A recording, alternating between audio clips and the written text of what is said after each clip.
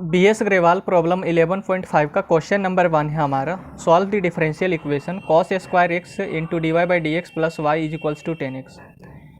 तो ये जो डिफरेंशियल इक्वेशन है वो हमारा एक लीनियर डिफरेंशियल इक्वेशन है। तो इसको पहचानने का तरीका है, जैसे यहाँ पर देखिए ये हमारा डी वाई अपॉन में d x plus p y is equals to q है, ठीक है।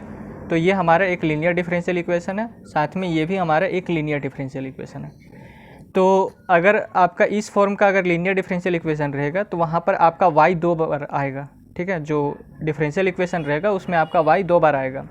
बाकी बात x है सो आपका कितना भी टाइम्स हो सकता है। तो यहाँ पर देखिए ये है सो हमारा इस फॉर्म का ही लीनियर डिफरेंशियल इक्वेशन है। यहाँ पर भी y 2 बार आया, एक बार यहाँ पर आया है और एक बार यहाँ पर आया है, ठीक है। तो ये है सो ये जो डिफरेंशियल इक्वेशन है हमारा इस फॉर्म का डिफरेंशियल इक्वेशन है। अगर आपका इस फॉर्म का डिफरेंशियल इक्वेशन रहता तो आपका डी एक्स अपॉन में डी वाई के फॉर्म में रहता और एक्स है सो वहाँ पर 2 बार आता, ठीक है। जैसे यहाँ पर y 2 बार आया तो वहाँ एक्स आपका 2 बार आता और y आपका 2 बार से ज़्यादा भी हो सकता है, यानी कि 2 बार से वो ज़्यादा ही होगा, ओके। तो ये है सो हमारा एक लीनियर डिफरेंशियल इक्वेशन है और इस फॉर्म का लीनियर डिफरेंशियल इक्वेशन है। तो यहाँ पर जैसे ये जो d y by d x हमारा साफ़ सुथरा है, उसी तरीके से इस d y by d x को भी आपको साफ़ सुथरा रखना है, यानी कि इसके आगे पीछे जो भी रहेगा उसको रिड्यूस कर दे रहे हैं, यानी कि उसको हटा देना है। तो क्या करेंगे, दोनों साइड है सो 1 अपॉन में कॉस स्क्वायर एक्स से मल्टीप्लाई कर देंगे। तो multiply both side by 1 upon में कॉस स्क्वायर एक्स। तो इस साइड में अगर हम 1 अपॉन में कॉस स्क्वायर एक्स से मल्टीप्लाई करेंगे तो ये जो कॉस स्क्वायर एक्स है इस नीचे वाले कॉस स्क्वायर एक्स से कैंसिल हो जाएगा। तो यहाँ पर आपका केवल बचेगा डी वाई अपॉन में डी एक्स, ठीक है, प्लस इसके नीचे में 1 अपॉन में कॉस स्क्वायर एक्स आ जाएगा। तो यहाँ पर हो जाएगा वाई और ये कॉस स्क्वायर एक्स, यानी कि ये जो 1 अपॉन में कॉस स्क्वायर एक्स है इसके साथ मल्टीप्लाई होगा तो y अपॉन में कॉस स्क्वायर एक्स हो जाएगा इज इक्वल्स टू, यहाँ पर 10x में जब 1 अपॉन में कॉस स्क्वायर एक्स मल्टीप्लाई होगा तो यहाँ पर हो जाएगा 10x अपॉन में कॉस स्क्वायर एक्स, ओके। और अगर हम इसको सॉल्व करते हैं तो ये हो जाएगा डी वाई अपॉन में डी एक्स, ये जो 1 अपॉन में कॉस स्क्वायर एक्स है यहाँ पर प्लस का साइन है तो 1 अपॉन में कॉस स्क्वायर एक्स को आप अलग से लिख लीजिए और यहाँ पर इंटू वाई लिख लीजिए।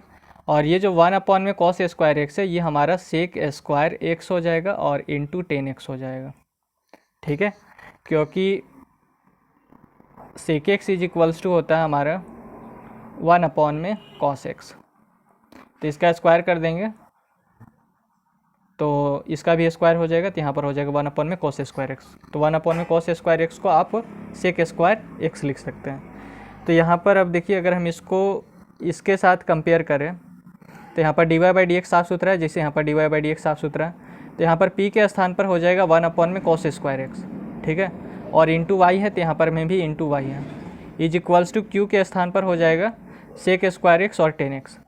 तो यहाँ पर p इज इक्वल्स टू हो जाएगा 1 अपॉन में कॉस स्क्वायर एक्स और q इज इक्वल्स टू हो जाएगा sec square x into 10x। यहाँ तक करने के बाद आपका इसका इंटीग्रेटिंग फैक्टर निकालना है। तो इंटीग्रेटिंग फैक्टर का फॉर्मूला होता है हमारा E integration of P D X. Integrating factor is equals to E integration of P D X. तो ये जो integration of P D X है इसको हम अलग से इंटीग्रेट कर लेते हैं, उसके बाद जो इसका रिजल्ट निकल कर आएगा उसको हम यहाँ पर पुट कर देंगे, ठीक है। तो यहाँ पर हमने लिखा E integration of P D X. अब p हमारा है 1 अपॉन में, ये जो integration of P D X है इसको सॉल्व करना है, ठीक है। Integration of P D X इसको आपको अलग से सॉल्व करके यहाँ पर लाके आपको पुट कर देना है। तो integration of P D X है तो p इज इक्वल्स टू है 1 अपॉन में कॉस स्क्वायर एक्स। तो यहाँ पर हो जाएगा 1 अपॉन में कॉस स्क्वायर एक्स और इंटू डी एक्स। अब 1 अपॉन में कॉस स्क्वायर एक्स को आप लिख सकते हैं सेक स्क्वायर एक्स। तो यहाँ हो जाएगा सेक स्क्वायर एक्स और इंटू डी एक्स, और सेक स्क्वायर एक्स का इंटीग्रेशन होता है हमारा 10x, ठीक है। तो integration of P D x हमारा निकल कर आया 10x। Integration of P D x is equals to आया हमारा 10x, अब इसको है सो आप ले जाकर यहाँ पर पुट कर दीजिए, तो यहाँ पर हो जाएगा that is equals to e, और integration of P D x के स्थान पर लिखिए 10x, क्योंकि integration of P D x हमने निकला है 10x, तो integration of P D x के स्थान पर लिखेंगे 10x। ठीक है, तो integrating factor is equals to हो जाएगा हमारा e का पावर 10x। अब इसके बाद इसका रिक्वायर्ड सॉल्यूशन का हमारा फॉर्मूला होता है, यहाँ पर इस फॉर्मूले को मैं यहाँ पर लिख लेता हूँ। इंटीग्रेटिंग फैक्टर निकालने के बाद इसका रिक्वायर्ड सॉल्यूशन का ये फॉर्मूला होता है। तो द रिक्वायर्ड सॉल्यूशन इज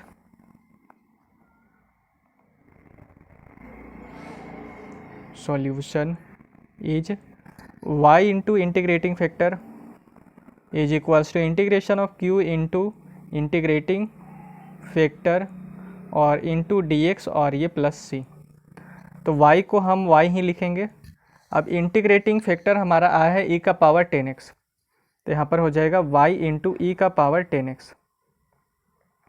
ठीक है, यहाँ पर इंटीग्रेशन q के स्थान पर हम लिखेंगे सेक स्क्वायर एक्स इंटू 10x को, तो यहाँ पर हो जाएगा सेक स्क्वायर एक्स और इंटू 10x।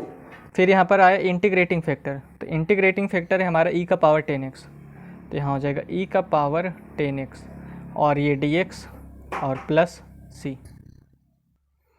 अब इसका इंटीग्रेशन तो हमारा ऐसा कोई फॉर्मूला नहीं होता है जिसका हम यूज़ करके इसका इंटीग्रेशन कर सकें। तो यहाँ पर हमें क्या करना पड़ेगा कि 10x को t मान लेते हैं। अगर हम 10x को t मानते हैं और इसको डिफ्रेंशिएट करते हैं तो हमारा सेक स्क्वायर एक्स और dx आ जाएगा। ठीक है, तो 10 को हम t मान लेते हैं, तो t इज इक्वल्स टू हो जाएगा हमारा 10x। इसको डिफ्रेंशिएट करते हैं विथ रिस्पेक्ट टू x, तो यहाँ पर हो जाएगा dt अपॉन में dx is equals to d upon में dx ऑफ 10x।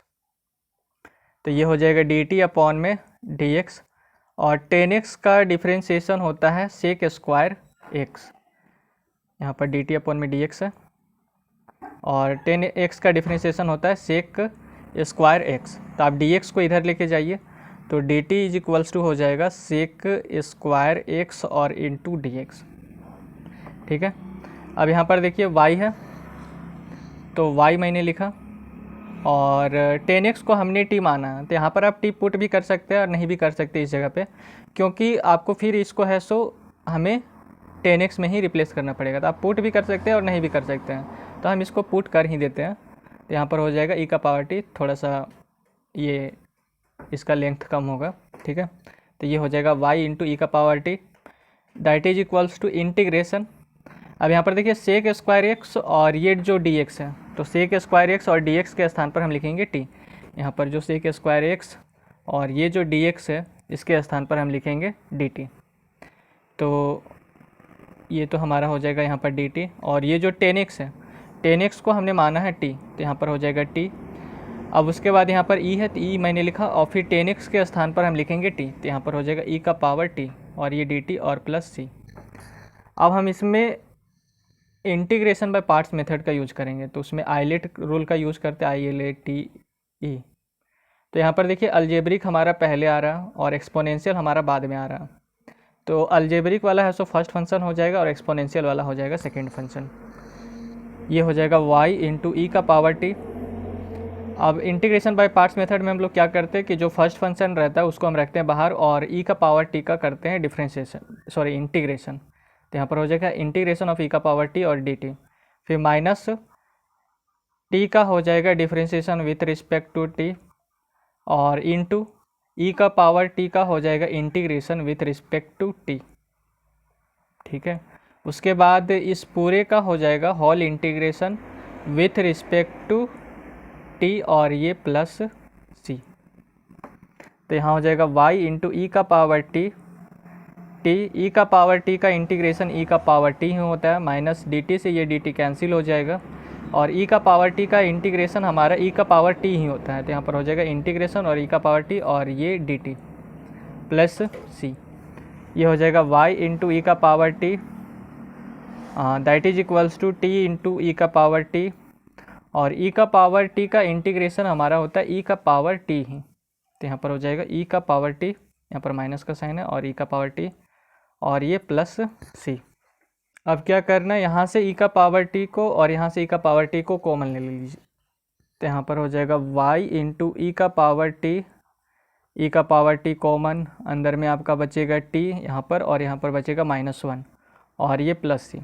अब ई का पावर टी से यहाँ पर इसको नीचे में लेकर आएंगे तो ये पूरे में ई का पावर टी हो जाएगा 1 में ई का पावर टी, और इसको फिर अंदर लेके जाएंगे तो यहाँ पर हो जाएगा y, ये हो जाएगा ई का पावर टी और t -1, और इसके नीचे में आ जाएगा ई का पावर टी, साथ ही सी के भी नीचे में आ जाएगा ई का पावर टी।